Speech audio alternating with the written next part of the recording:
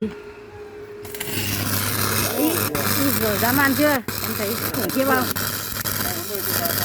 Đấy. Vnalpha ARC-300 dòng 240. Đấy, cả một lì dã man chưa? Được. Chất chưa? Chất lư luôn. Đấy, nghe tiếng thổi hồ quang khiếp khủng không?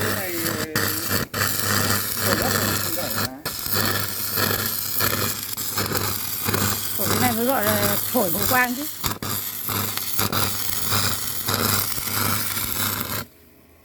Đấy. Được. Đốt luôn. Đốt một cái dây. Ngấu như thế. Một cái que hàn nó gọi là chuyện nó quá đơn giản. Đấy, mua cái quay lại đốt rồi.